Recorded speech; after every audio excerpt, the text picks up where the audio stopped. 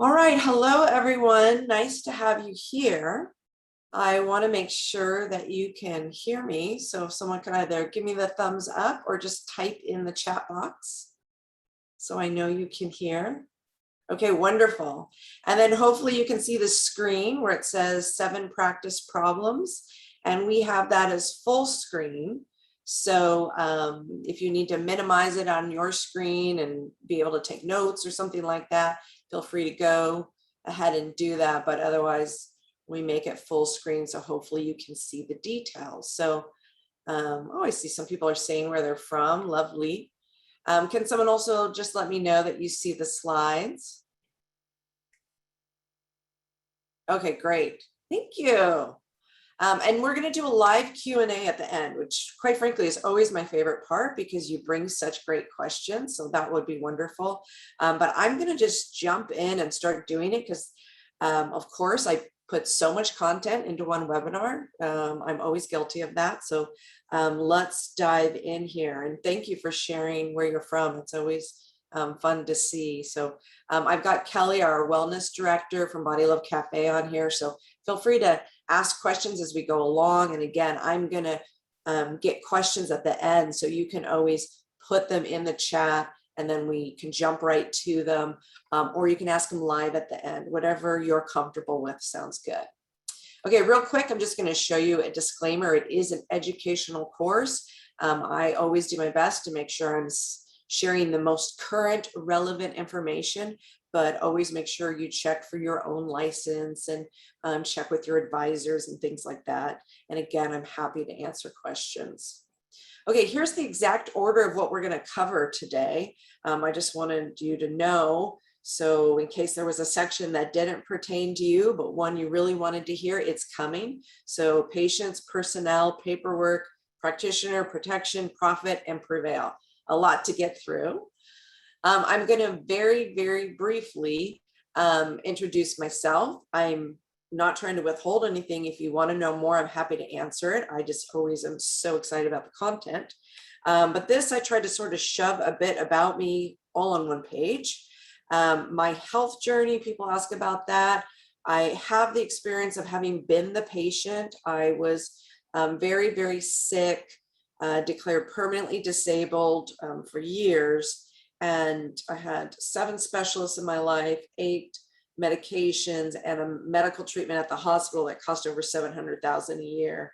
And they said that would just be my life forever. So that's how I found functional medicine, probably similar to how a lot of you may have gotten into some of these, wonderful protocols and modalities and this system of looking at the body as a whole. And so because of that, I was able to heal enough to come back into the world, start Body Love Cafe as a tiny little place that very quickly expanded, in fact, twice in the same year to 22 walls, multiple practitioners. Now we have a team of 14 and we can see patients in most states and some other countries, and really a multidisciplinary practice. We're unusual in the sense that we really stress training. So not only is there a lot of training involved, even for these wonderful professionals that come to us with so much knowledge to begin with, but then we have about 4 hours of ongoing training every week. So our clinic's a little bit different because of that. As far as my professional background, I'm a 5th generation female entrepreneur. So I'm not sure I had a choice. And I've had many businesses. I've helped people with many businesses. In my previous career, I had a client list of 20,000 and taught highly effective and ethical branding, marketing, sales, speaking. I created you can see a picture of it there, a personality profiling system with that was published by McGraw-Hill out of New York. I'm going to actually give you a free version of that that's specific to patients and practitioners and how to communicate. And then I train practitioners really not in competition with any other organizations. Like I'm IFM certified. I love IFM, highly recommend it. My course is very practical. And the only reason I even do it is I saw too many friends and colleagues, get out of school, whether it was medical school or osteopathy, chiropractic, IFM, whatever, and they just didn't know how to like make it in business and succeed. So they're very practical, clinical, and practice classes that you can, get going and have the practice you like. Okay, that's my short version. Any other questions, just ask me later. And then let's dive in. Okay, so patients, personnel, paperwork, practitioner, protection, profit, and prevail. 7 things. So let's do it. All right, so the first one, patients. Now, we're not talking about the clinical stuff today because we could get into that. And I have many free trainings I'm happy to share that talk about some of the clinical issues. And I don't mind answering questions at the end. But right now, we're talking about the business of having a practice.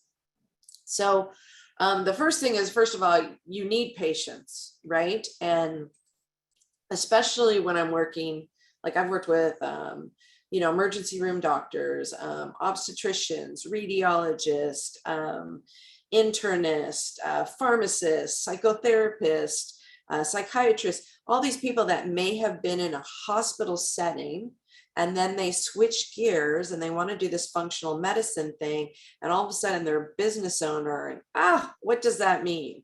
Well, it means a lot. And one of the things is that you have to have patience or there's no business. So how do you attract patients in an ethical way? I put the link there, and maybe Kelly could put it into chat, but I'm teaching a class for Designs for Health, which is a supplement company.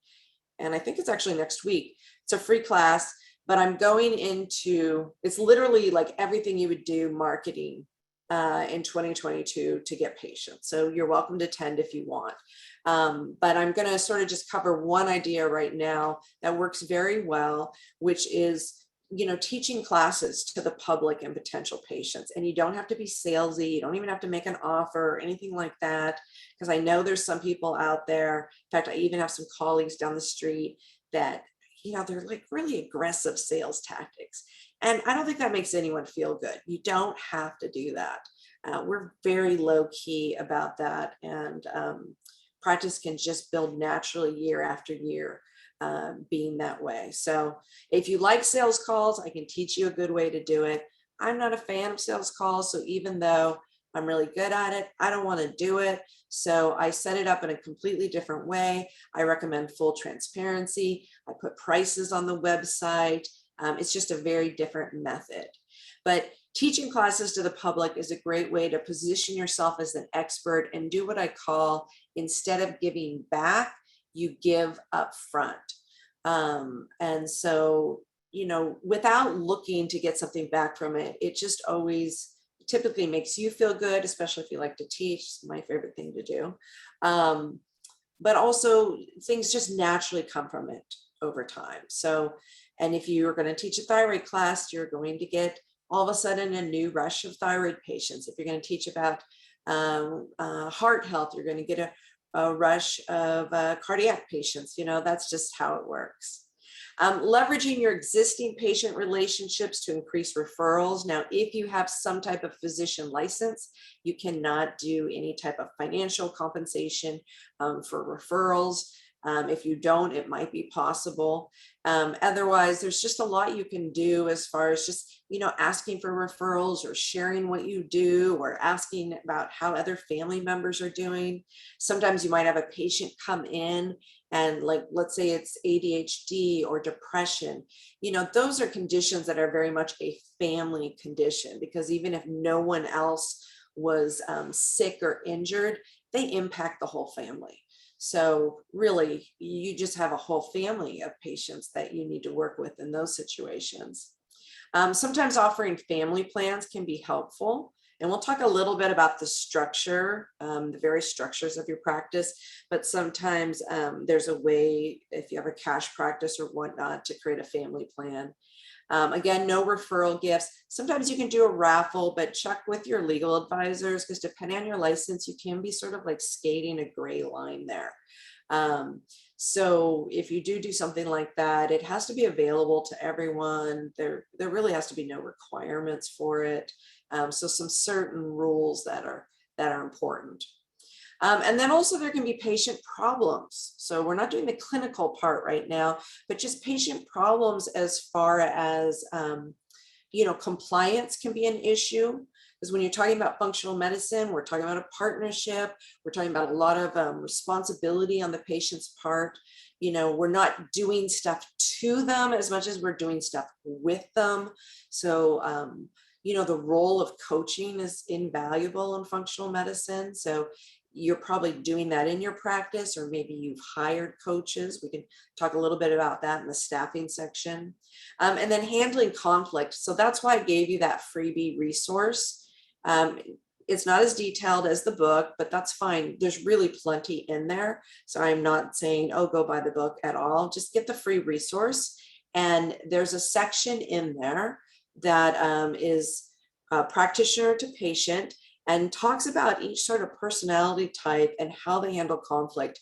If you really read that, I think you'll find it very, very helpful for how to deal with your patients when they don't get the results they want, or they got upset or grumpy about something, they couldn't get in when they wanted, or someone accidentally sent them an invoice twice. You know how people are when they don't feel good, right?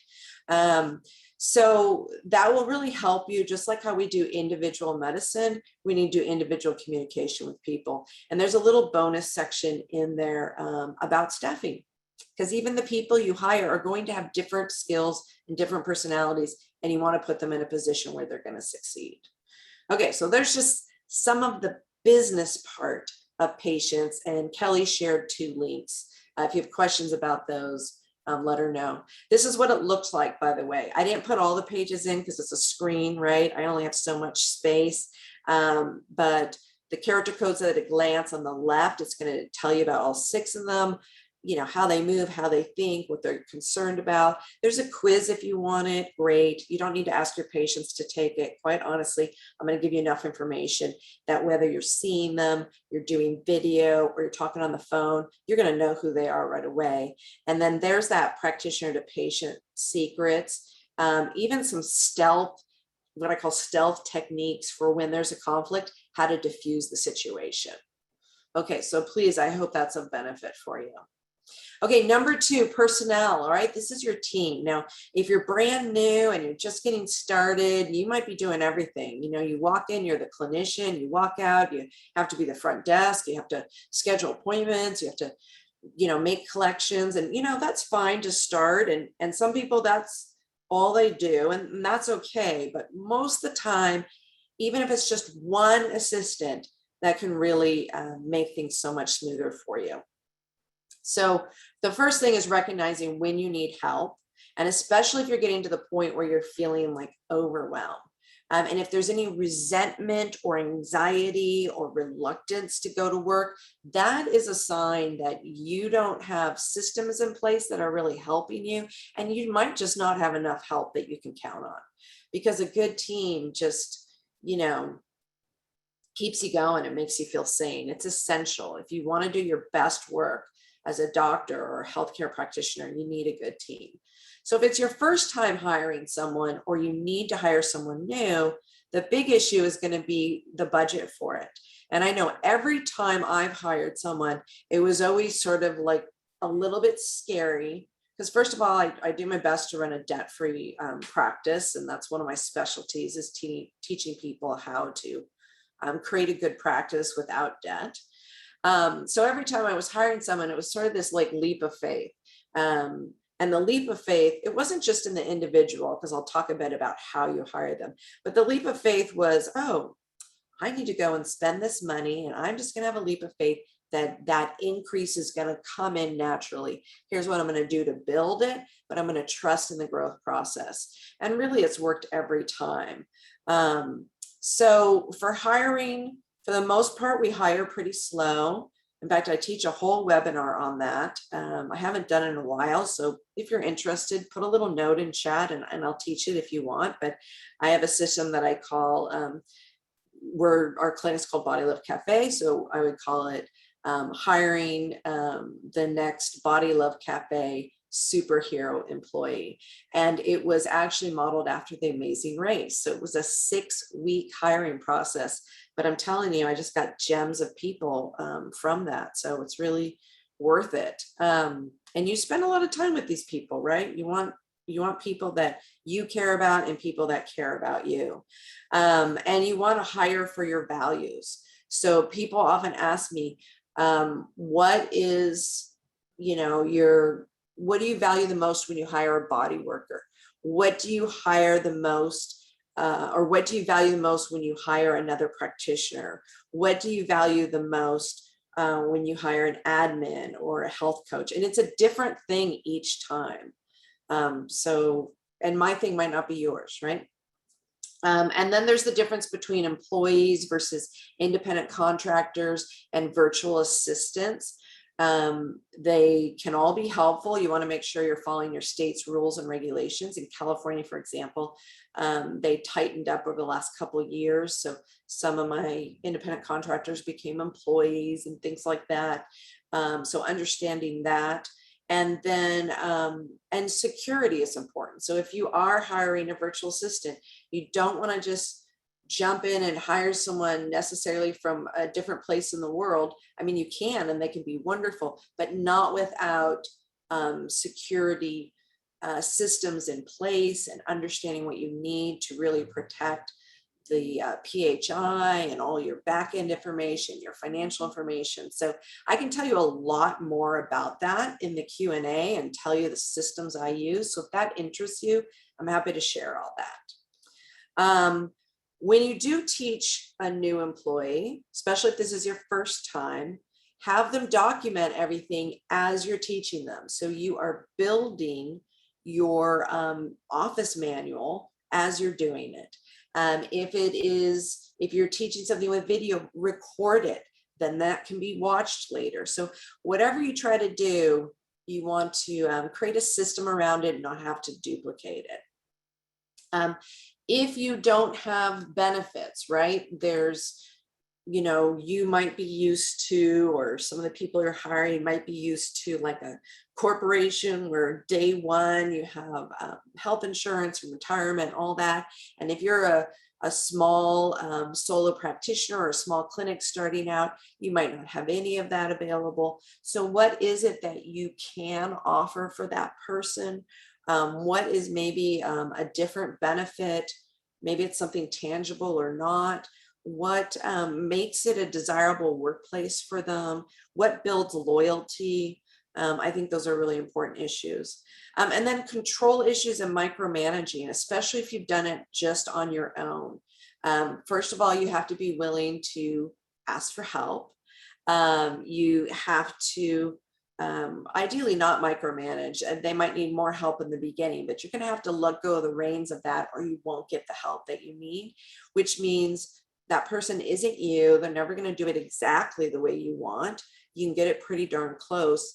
But otherwise you're going to have to say what is good enough, right? And then also giving your team the ability to grow and bring ideas to you and invent things themselves. I think that's really important. And if you look at what people value in a workplace, when I read research on this, so a part of it is, it's not just benefits and income, but part of it is being respected as a human being, having being able to contribute their ideas, feeling like they're involved in something that's bigger than just themselves. So if you can bring that into your workplace, I think that's really helpful. And then also showing gratitude in some way or another, whether it's financial increase, whether it's some other type of bonus, whether it's a fun day or a gift or something. But just remember, people first, right? Okay, let's talk about paperwork. So most people don't like paperwork, but it's just part of the name of the game. Every business has it, and healthcare has it a lot. So systems are really essential to not go crazy. Are you paper versus electronic files? We were a pretty heavy paper clinic on purpose. and then sort of saw the writing on the wall the last year and a half and went virtual before most people did. It was a lot of work to change, and I really looked into what systems I thought were the best to use, and then we put in that work. Now I help clients do it in much faster time. But no matter what you use, of course, HIPAA is going to be very important. Knowing how to prep in advance. So whether you have paper files or electronic files, how do you prep for those patient visits? And one of the things I'm always trying to teach my practitioners, for sanity's sake, I like them to block. They have full control over their schedule and autonomy, right? But I try to encourage them to block certain times for their patient time and other times for dealing with paperwork or admin or marketing or having a life and being done. But for, let's say, Thursday, today's Wednesday, right? So let's say Thursday was the day and I was going to see a bunch of patients then. My goal would be about 90 minutes for doing the prep for tomorrow, and then I'm done. And then I'm charting in my EMR while I do the visits. I'm sending after visit summary immediately after the visit, and then I'm done. And that's very doable. That's how I do it. That's how I teach a lot of other people to do it. But you have to have systems in place, and you have to have a good team to make that happen. You want to automate everything you can. So it's a little bit of time to set that up front, but then it's time saved later. HIPAA compliance, I'm going to talk more about that in a second here. And I already mentioned the percentage of time for charting. And then if you're a solo practitioner versus running a clinic, just understand that, if you're a solo practitioner, you're going to have a certain amount of time handling your own phone calls and emails and things like that. Otherwise, you can sort of predict it. If you're a multidisciplinary clinic, you're going to have a lot more admin time, a lot more paperwork, a lot more hand holding and coaching and dealing with fires. So just make sure you think that through, because everyone in their mind tends to think, when I was a patient and I found functional medicine, I had to use different practitioners, very common. And so if I want to give the best care for my patients, I want all those practitioners in my office. So it's very normal for people to think and feel that way, but they don't realize what it's like running that type of clinic. So make sure you like that. I really like helping others. So for me, it works, even though all that admin and paperwork is a pain. I just like working with others. So for me, it's good. But if you really don't like all that admin, then having a smaller clinic or a solo practice will make more sense for you. Okay, number 4, practitioner. This is all about you, right? So first of all, crazy go mode, very common if you're starting. Anytime you start any business, it's work, right? It just takes time and effort to build it. But that go mode can only last so long. So you have to understand the reality of running and growing a business, and then the impact of stress, even when it's exciting, right? Stress is stress. So whether it's stress from fear and terror, or it's stress from, this is so exciting and I love functional medicine and having my practice and this is wonderful and I'm working insane hours, stress is stress. So you can't stay in that state forever without, paying a price for it. And then work-life balance, especially for some of the women, on the call, how hard that can be. And for some, they can make it a reality. For others, it feels like a big myth. What I tend to see more is, sort of blocking and chunking different times, like multitasking versus hyper focus. Some of us, men and women, might be really good at multitasking. It's a skill, but you sort of, it takes a toll on you. You pay a price for that. So that's not ideal in the long run. So I find if you can hyper focus on one task at a time and take it to completion and finish it, it's much better. And then as far as like this work-life balance, I describe it more like an uneven pie chart that varies. So you only have 100%, right? And it's not like, 25% is work and 25% is kids and 25% is my partner and 25% is, my self-care. There may be moments like that, but instead it's more like this month, 70% was work and everything else fell in that 30%. And then next month, maybe 50% was the kids. Someone had an issue and they were taking a lot of time. Work only got 30% and that partner got 5, you know? So understanding that it shifts like that. And I think that's fine as long as it shifts. If it were to always stay like that, like if the kids always took 70% and the work got very little time, that would be a problem. And if the work always took 70% and everything else got so little, that would be a problem too. So just making sure you do move that around a bit, and that when it's not working, you look at it and you shift. You know, like I describe it like getting your ducks in a row and you get them all lined up, and then someone in the front gets out of line, you get them back together, and then someone in the back moves, you get that together, and someone in the middle pops out. I mean, that's life, right? And then what is your vision for now and in the future? So that's very important to have a clear vision, because then we can build towards it. So if we know what your vision is, we can create it. If there's no vision and you're just sustaining, you know, nothing's really going to change. And then building for time off. I think that's important. I took the whole month of May off. It was beautiful. I loved that. And I didn't just take the month of May off. Like I told my team, unless you're on fire, don't call me. I'm not even going to have the phone. I told my family the same thing. You know, my extended family, not the family I live with.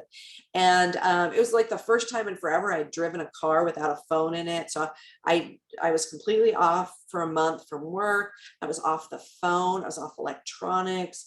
I went on a little occasionally to like take a picture or something like that. But otherwise I put it all away. I was off social media. Everyone said, oh, you're going to lose your mind. I said, I don't think so. It actually took me, even though I'd gone back to work, it took me 2.5 months to go back on social media. I thought, I don't want to go back on. This is great. I did a bunch of gardening, so I highly recommend that. And it's only with systems can you build something like that. So I will be taking at least 1 month off a year, if not 2, if I can do it from now on. I just think it's so essential.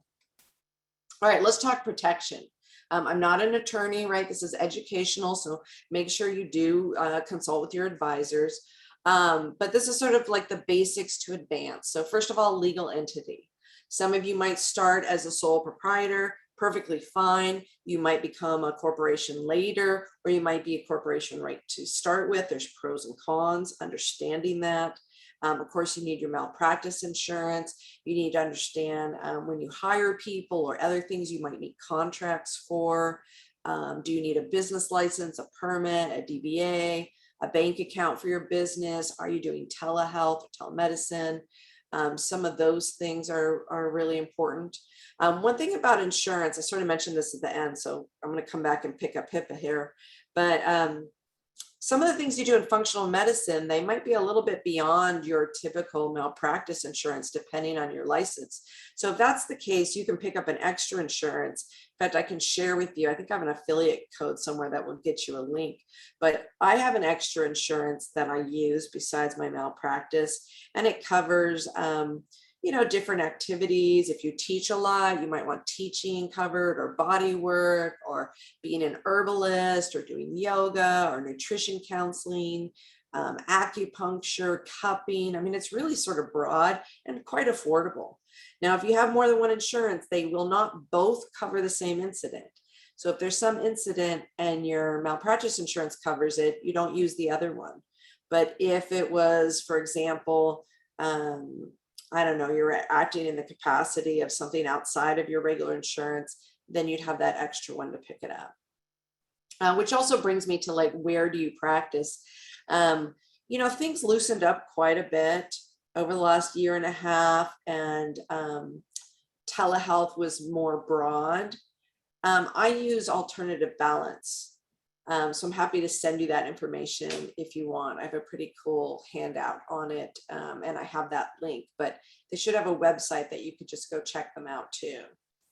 And Kelly, I think you have that link actually from our last team meeting. So if you want, you can post it. Okay, so things loosened up for telehealth, which was nice, but I always like to be ahead of the game. So in our office, we actually really tightened up, sort of the opposite of what other people are doing, because I envision where it's going to go next.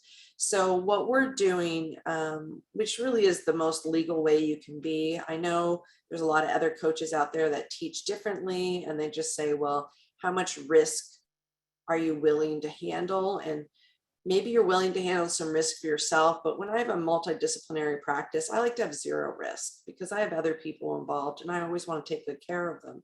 So really the best thing you can do is not practice anywhere except for where you're licensed. And you can't take that hat off. So if you have a professional license and you're a medical doctor or a chiropractor or a naturopath or a psychologist, you can't say, well, I do health coaching too. So I'm going to be a chiropractor in California and a health coach in New York, especially if you're ordering labs and going over it. So the best way to do it is just to use someone who's licensed in that state. If you have a practitioner who can order labs or don't see people in that state. There's probably plenty of people in your own state just to serve. And so what we do is we just list the states that we have someone licensed for. And if it's a state like Minnesota and we only have one person licensed for it, then they get to see that person. If it's California and we have 10 people licensed for it, we just match them up with their best person or whoever they want. So that's what I recommend. Okay, let's talk briefly about HIPAA compliance. Now, HIPAA is really, it's really built and designed for these hospital settings, and it can be challenging and expensive to the solo practitioner, but we still have to follow all those rules. So it's not just giving that HIPAA policy form to the patient on day one to sign, either in person or electronically. You need to have a HIPAA binder. You need to have a HIPAA officer. Even if it's you, if it's just you, guess what? You get to have a meeting with yourself as the HIPAA officer and train yourself. That's just the way it works. But as soon as you have one more person working with you, then you definitely really need to step this up. You have to have 6 meeting audits a year. So our HIPAA officer and myself, every 2 months, we just go through, we take notes for the binder, and we just look at all of our systems and make sure everything's working. Does anything need to change? All new people get a HIPAA training, and then once a year we do an annual team training and we record it so it's available, but also we just try to get everyone on it all at one time so we just check it off and it's done. Now email, if you're using Gmail, let's say you have a website like Wix or Squarespace or something like that, and your practice, like ours, Body Love Cafe. So you're going to be Dr. Smith at Body Love Cafe. You can get that professional email and you can sign what's called a BAA, a business associate agreement with Google, and they say your email is compliant, but that's not the end of the story. And unless you dig deep, you don't know this, but email is only compliant. Gmail is only compliant when it's sitting in the box. As soon as you send and receive, it's not. But you can make it compliant if you sign up with an additional double encryption service. So that's what we do. Of course, it costs extra and it's a pain, but that's what we do. Also, HIPAA compliance will extend to like your drive and your calendar, but not contacts. So you have to delete all your contacts and turn off auto saving contacts. So like when you go to send an email and it auto populates that patient name, have to turn that off or it's not HIPAA compliant. So that's a pain, but it just is what it is. And then how are you going to handle passwords with your team? We use a secure password system, so they're really compliant passwords. If people are working from home, working remotely, if they're working on personal devices, we have a personal device form. There's just all these extra little things. Everyone on our team signs a BAA with us. So I share all these forms with my clients, and I know it's a little bit of a pain, but once you get it done, it's done. You can even set it up, like we use Jane software app. We just set it up in there and make it easy so they can just sign it electronically. Already covered additional insurance coverage. You might also need liability if you have an in-person clinic. You might want to have disability insurance. We could talk about dismissals a little bit if you want. I just want to be mindful of time. So let me keep going and then catch questions. And you're welcome to type in any questions as we go also. Okay, number 6, we're going to go to 7, so we're going to get it done. Number 6, profit. A lot of people, especially healers, they don't want to talk about this, right? They just want to be the doctor, or they just want to be, the hands-on healer, or the energy worker, or, wherever you are, you've got a big caring heart, right? That's a big part of why you got into this. But you're running a business now, and so you have to price it for profit. I'm notorious for pricing things low, so I have to always make sure I'm covering expenses. So I'm like the exact opposite of price gouging. But I have to make sure all the practitioners get paid, and then all the expenses get paid. So you have to figure that out and then build in a profit, because you don't want to just be working as a not-for-profit, right? There's got to be something growing for all this work that you're going to put into it. So how to price, there's a lot of different ways to do it. I'm a big fan of a supply and demand method. So that's what I've used, and I can answer some questions about that. And then you have to deal with money issues. So if you have a lot of money issues, got to clean those up. And many different ways to work with it. You can talk about it. You can do handouts and exercises on it. You can work with a consultant like myself about it. You can do some energy work around it. I mean, or you can just dive in and do it. And then are you going to have a cash or an insurance or a membership practice or some type of hybrid? So pros and cons to all of those. And I'll answer questions about that. We have a cash practice. We don't take insurance, but we will provide super bills. And then I have clients who do all sorts of different things. We don't have a true membership practice, but we do have sort of a very low-key little optional membership that has some bonuses if our patients want to do it. Multiple income streams. So multiple income streams for sales and also for marketing. I call it throwing spaghetti against the wall. If things change, you don't want all your eggs in one basket. So being able to have different income streams is important. And I think this is really important in practice. And also because, like, as a human being, I don't want to be treated this way. I want things that are really ethical. I want to avoid conflict. So no referral fees, no MLMs, no bait and switch, no aggressive sales calls. That's just like that's how I like to practice. And then big versus small. There's not one way that's right. And it's also not even like what you make. So a lot of times when we talk about how much did the office gross, okay, fine. That gives you an idea of activity, but it's what you keep. So someone could have a really small practice and have a much higher percentage of income than someone who has a very big, impressive looking practice, but it's a smaller percentage. And these different practices have a really different expense ratio. So I personally could make a lot more money just practicing by myself and have a lot more time off. And I know I could do that at any time. For some crazy reason, I like working with a lot of people and I like helping them. It's a lot more work and the income ratio is a lot smaller, but I enjoy it, so I do it. So you have to make sure if you're going to do something like that, you actually want that and you like that. Otherwise, yeah, you can have a small practice, tons of time off, very low overhead, and be very happy, and then everything in between. Okay, number 7, prevail. This is going the distance and avoiding burnout. Now, if you're in the beginning, you're thinking, well, how could I burn out? This is amazing. I love it. Trust me, it can happen, especially if you're an overgiving person. So you have to watch like lack of boundaries and not having time to like ground yourself and disconnect from the people in your day. If you're a highly sensitive person like I am, you have to understand it's going to take more time to disconnect. So quite frankly, I need a lot of downtime. Even if I'm doing work during that time, I need a lot of time where I'm not actually talking to people. And I love people, but it's just how I refuel. So understanding the way you are. Some people refuel and they have to like be in a social setting, right? They feel better if they go to a concert and it's crazy. So just setting it up so it works for you and giving yourself permission to switch gears if it's not working. Where are you going? That's sort of what we mentioned earlier. Where are you? Are you like at the start of practice, in the middle, or at mastery? What's your end goal? Do you want to just do one thing? Nothing wrong with that. Or do you want to do 2 or 3 things? You might want to do more because you have ADHD and you get bored if you don't do a lot of things. You might want to do more things because you're looking for some tax advantages and some write-offs. You might want to do something else because you've had a creative inspiration. You want to invent something. So lots of options. Like we're getting closer and closer. Boy, I tell you, it takes forever.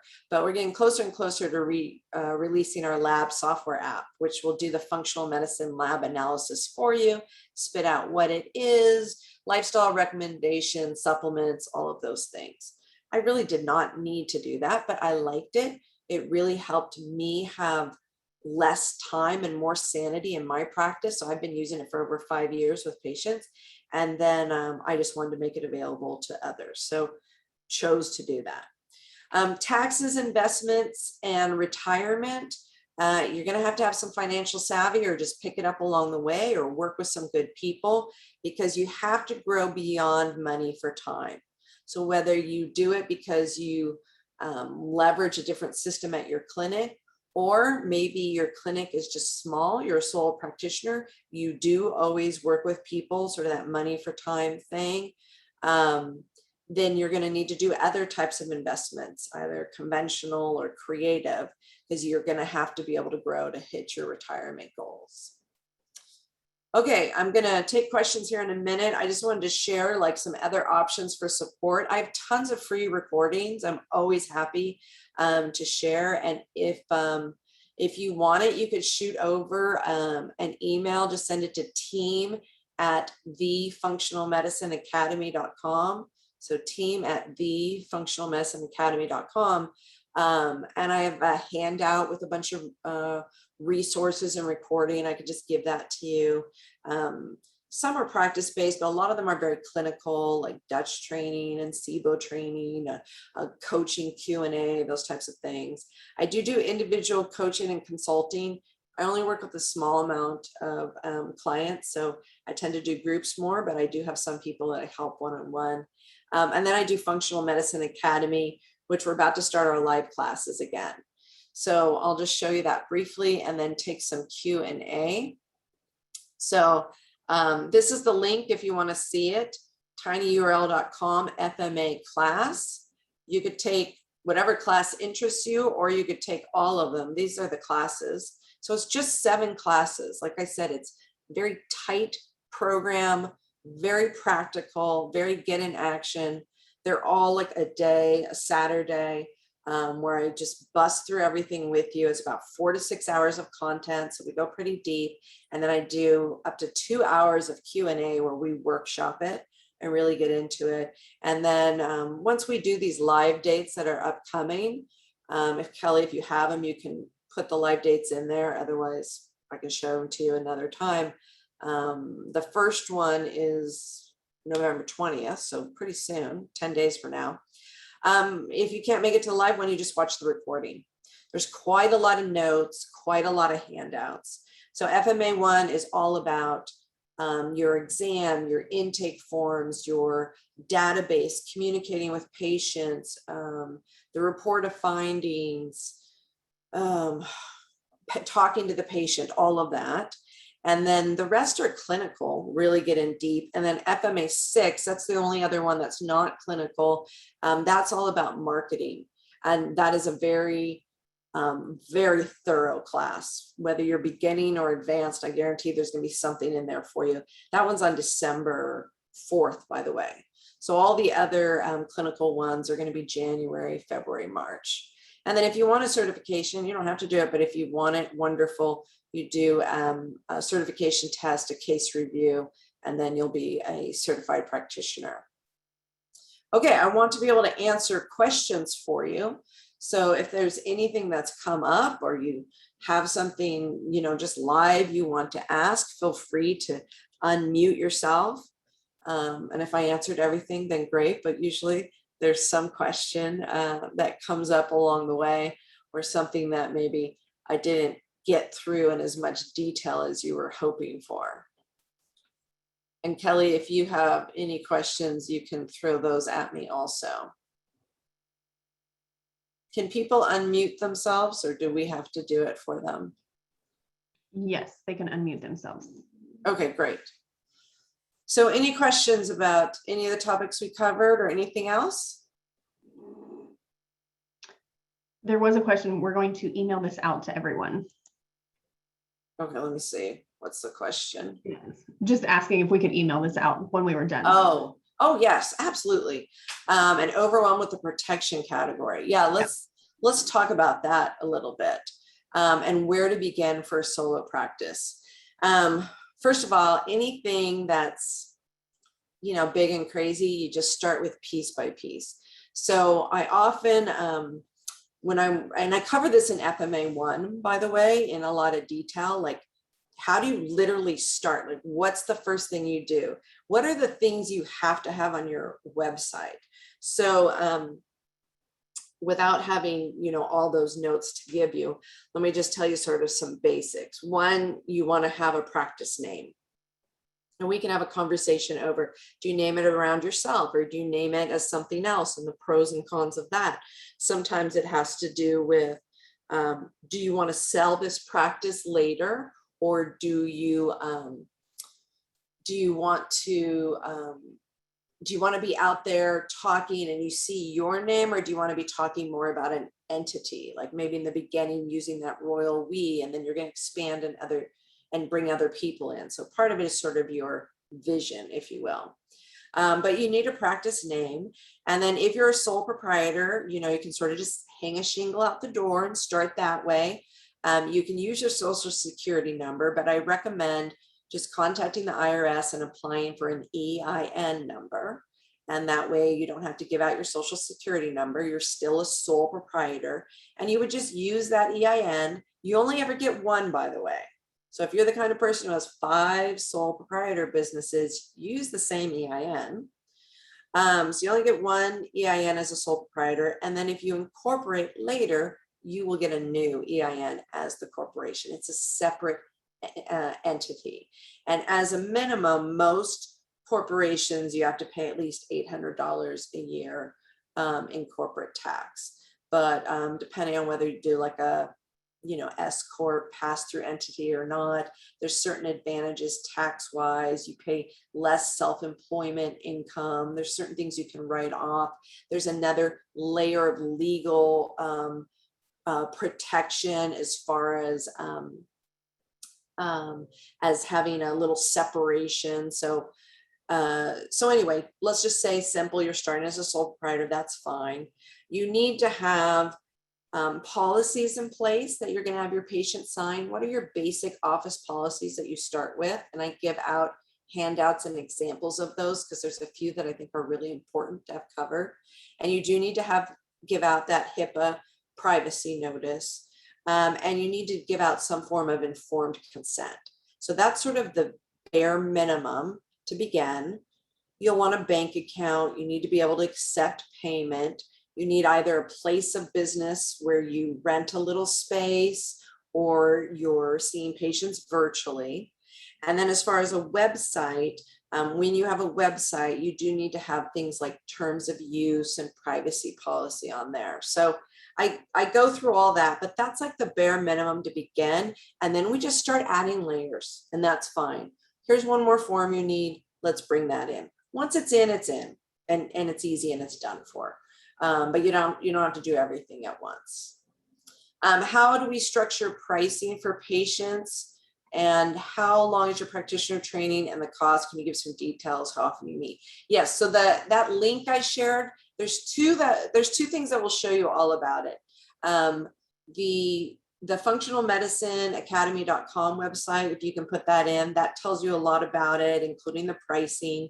And then the FMA class is the actual landing page that tells you more the different cost options. And if you click, you're not going to like be forced to buy or anything like that. It will show you the different things you can buy and some of the meeting dates. But anyway, it's most of it's a class you can do on your own at your own pace. If you want to become certified, you have to do it within 2 years.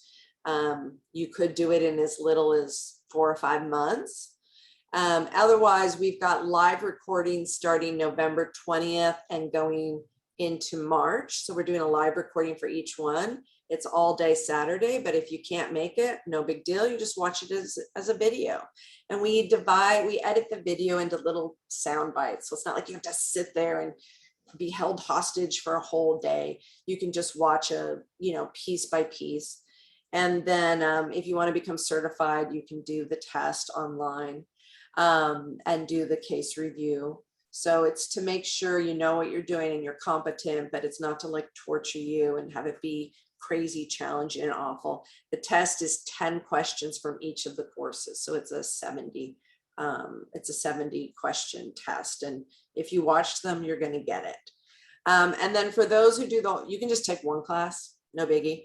For those who do the whole thing, then we have group Q&As. And then sometimes we get in there and add extras, and I might add bonuses, but that's basically the program. And very detailed content. I give you all the slides. We give you a detailed notebook with each one. So it's not just the slides, but like that first notebook is probably 130 pages. It even includes all these different exam procedures. And they're all like that. They all have notes. And then I give you specific handouts that you can use with your patients if you want, or tweak them. It might be an intake form. Like it took us years to build the perfect intake form. I give you that kind of stuff. So ask me other questions if you need to, but hopefully I'm getting close to answering that. Structuring pricing. So for myself, I like to do supply and demand. So in the beginning, when I started day one, plenty of supply, very little demand, right? I think I had 3 visits my first day. So it was very reasonably priced. And then here were my set hours I was going to see patients. And as that, got bigger, this is that link, by the way. Yeah, right there, FMA class. I knew I had it somewhere. As my schedule filled up, I would then increase the price. So then maybe there were a few people who couldn't come as often.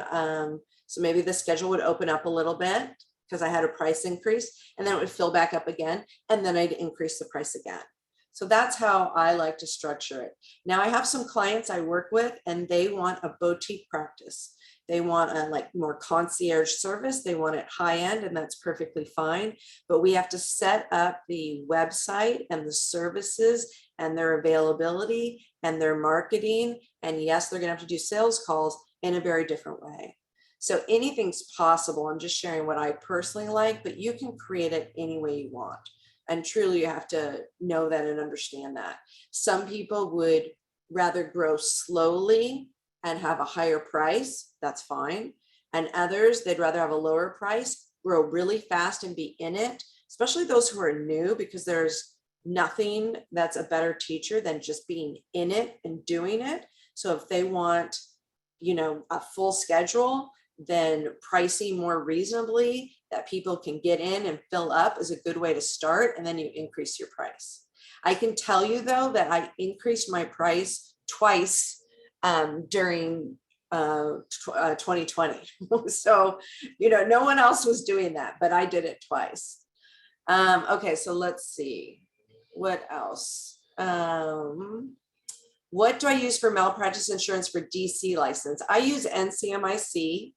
There's many out there, but that's a big one, and they've been around for a long time. So I use them, and they have corporate insurance. And then I also use alternative balance, and I have liability insurance. So, lots of insurance. The goal, of course, is always to just have people happy and not need it. That's the nature of insurance, but you want it in case you need it. Where can you learn or get assistance with telehealth regulations so we can be in a compliance across state lines? That's a great question. I've used 3 different attorneys, and attorneys can be really expensive. So I just help my clients a lot and keep it affordable. Probably my favorite attorney to work with would be the functional lawyer. So that's an option, and I can give you a referral. I might have a link where you can get a little savings. I don't know, I have to look, but I might have a resource for that. So email me if you want it. So Scott, he's a good guy, very helpful, and his wife's a DO. So he's not just being a lawyer doing this, but it's like right in his family. He gets it. And then it depends on the license. Like our registered dietitian, she can actually work in the most states. So some of the nurses that I have as clients, they, especially if they're a nurse practitioner, so sometimes it depends on reciprocal agreements with states. So going to your state board is always good, specific to your license, and or the other state, their state board, and seeing what's required.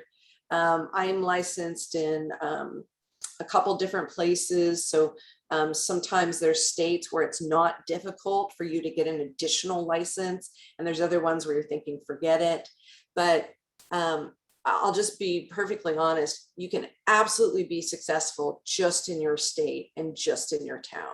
So don't feel like you have to see everyone everywhere. It's really not necessary. If you want to do it, you can. And then let me make one more important clarification there. There's a difference between seeing a patient, doing a one-on-one visit, and leading a course. So let's say you're licensed in California and you're only going to see patients in California. Great, good call. But you want to teach a course. Let's say you want to teach like a thyroid health course. You can have a paid course, and that could be open to people anywhere in the world. It's not a doctor-patient relationship. And you can even do live Q&A, that's fine. You just have to make sure you stay within that educational realm and don't move into like private one-on-one or, you know, highly specific. Now you're acting as the doctor and practitioner. Okay, let's see. This is a good question. How do you keep your oldest clients at original prices when, oh, do I keep oldest clients at original prices when you increase? There's times that I have done that. Right now, everyone's at the same price, but maybe the first 1 or 2 price increases I did, I kept the existing patients at their price, and I told them for at least a year. And then some of the people who do our little membership option, sometimes I do, like when I know the price is going to go up. So often in January it goes up. So then maybe around November or December, I will say, we're going to have a sale, which you can buy next year's membership at the price right now, instead of having to pay the price increase. So that can usually be quite helpful. Everything's fine. It's just what you want to do and what's going to work for your practice. I like your questions. Good job. Any other questions?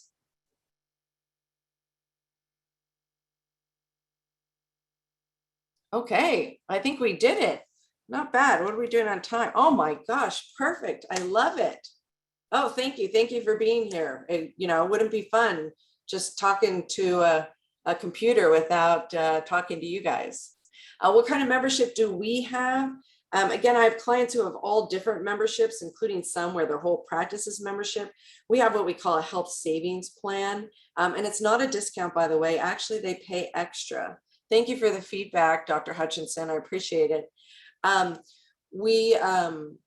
They basically pay for a certain number of visits, some of the health coaching visits and some practitioner visits, and then they get 20% off supplements for the year.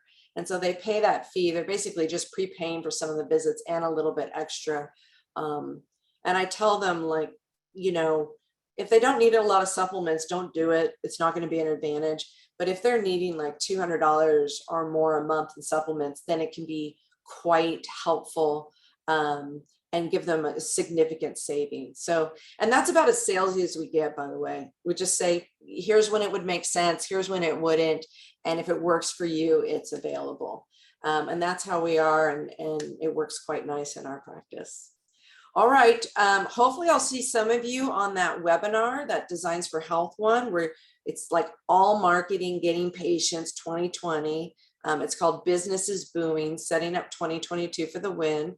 So that should be a fun one to talk about. And we're going to get a little bit more into supplements too, but it's part of using supplements in marketing. So it's really all about patient growth. That's a freebie one. I'm teaching a class for patients, but you're always welcome to jump in on the 17th. It's called Depression Sucks. and it does, what you need to know on your road to recovery. And I do it every time around this year because it's a tough time and a trigger for people. So our practitioners tend to watch it because I cover really all of what's known as far as typical medical options, holistic options, some unknown new medical discoveries, some non-invasive devices. You just have to have a lot of options when it comes to depression care. So there's that class. And then our FMA1 is on the 20th. So, all right, thank you all. Bye. We'll send out the recording. So hopefully that will be helpful, and we'll make the slides available too.